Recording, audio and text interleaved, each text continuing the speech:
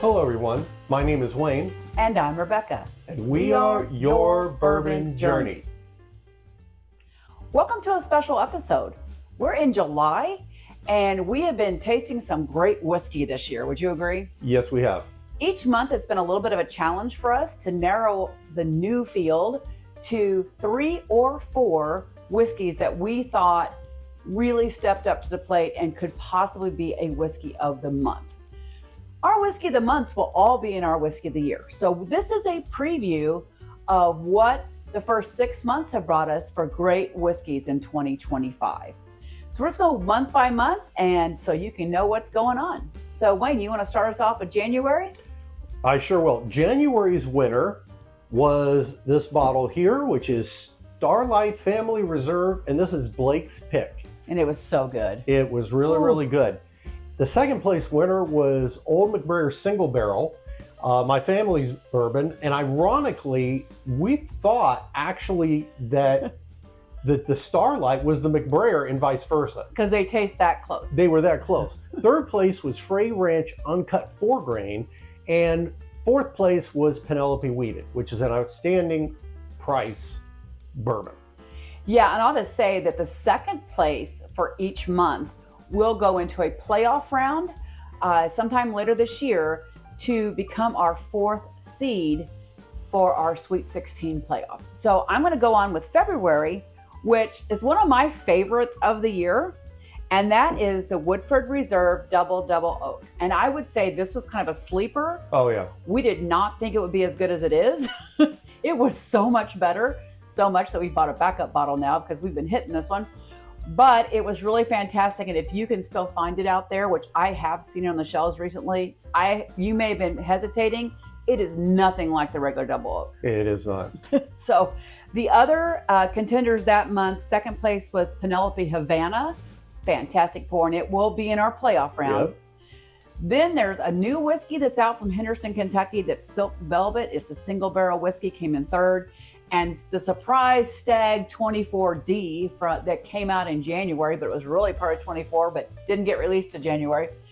That one came in fourth, believe it or not. That was kind of a shock. That was like a really heavy hitter lineup. That was a really tough one too. We had a really hard time picking. So let's go to March. So I will be bringing forward March's winner, which happens to be the Old Louisville Cognac Finish. That was a really outstanding pour. It's so good. And we got to bottle that ourselves. Well, we picked it. We could have bottled it, but we had Amin's team bottle it for us at Old Louisville. So that's one we personally picked. Yes, and it beat out Oxmoor Farms Single Barrel, Elijah Craig BPA 125, and the Jack Daniel's 12 Year. Yeah, so that was a pretty good round too. And it was pretty interesting. So then we go to April. And April, here, kitty, as I like to say with this one, the Orphan Barrel Fanged Pursuit. Again, this is a sleeper for a lot of people. They haven't gone and picked it up, but this was the first time that Orphan Barrel has ever done a Kentucky straight bourbon whiskey. It's only 92 proof, but it's also 17 years old, so it didn't need to be much warmer than that. And it's really fantastic. Finishing second was one of our favorite brands, which is Booker's 2025-01, which was Barry's batch. In third place was a Larceny Barrel Proof, the A125. And then another ringer that it was a really tough month was Penelope Rio, their batch 4 from 2025. So again, a bunch of heavy hitters that we got to taste that month, and Fanged Pursuit won out. Yep. So here we go to May, and we have the return, almost return of the Jedi in a way. This is the return of the 8 to the United States, the Wild Turkey 8.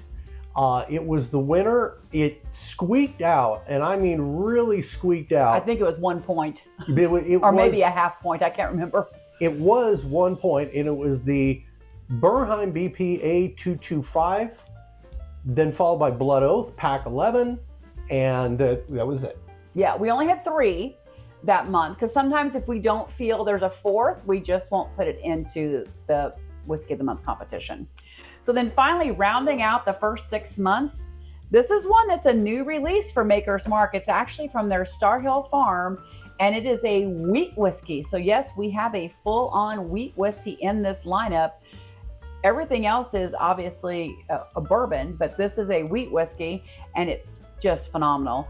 And it beat out narrowly Dark Arts white and red port finish. Another favorite of ours, the RD1 Sister City release, was their Mizorana and French Oak, which is terrific. And another one of our classic favorites that we love every year, the Little Book Chapter 9, None for Granted. So that was a pretty heavy banger month too. So it was pretty tough. So then at the end of each 3-month period, we do a whiskey of the quarter, and that is to rank the 3 winners that will go into our 1 seed, 2 seed, and 3 seed. So Wayne, you want to share who was the first quarter winner? Well, I'm going to push out the bottle that was the first quarter winner. The Old Louisville Cognac was our first quarter winner. It did a really solid job. Yeah. And then right next to it is our second quarter winner, which is the Wild Turkey 8-year. So all of these are still in the competition. It's just these are going to be first seeds. And I honestly can't remember at this moment which ones were second seeds. I'm pretty sure this was a second seed. This was a second seed, and this was and I maybe think the this narrowest. was the second seed too. Yeah, this was the narrowest one I think that we did. It was back and forth between these two guys the entire time. Yeah, so I think the Star Hill Farm and the Woodford are second seeds, and I think the Orphan Barrel and the Starlight are third seeds. And again, our second place winners will have a playoff for the first seeds. And I'm just going to add one other thing. There are some things we didn't include that were new this year that were really fabulous whiskeys so far. Yep.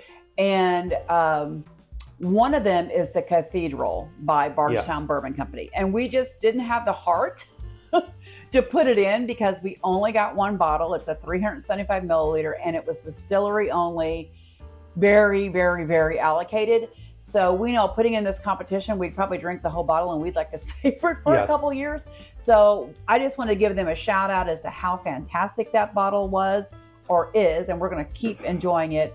But sometimes we will make a decision like that about not putting something in. So exactly. Any other thoughts on the first 6 months? Good stuff? That's it. It's been interesting. I think that's basically it. We've had some interesting stuff. We've got been a great year of whiskey tasting. It is. We have more to come. I don't know. Looking at the table, I don't know exactly who is going to do what. Nope. But we will see as the rest of the year goes on, and these end up going into matchups with possibly the second half winners. Yeah. So, cheers to all of you out there. If you like what we do, please hit the subscribe button, and always remember to drink responsibly. Have a great day. Cheers. Cheers.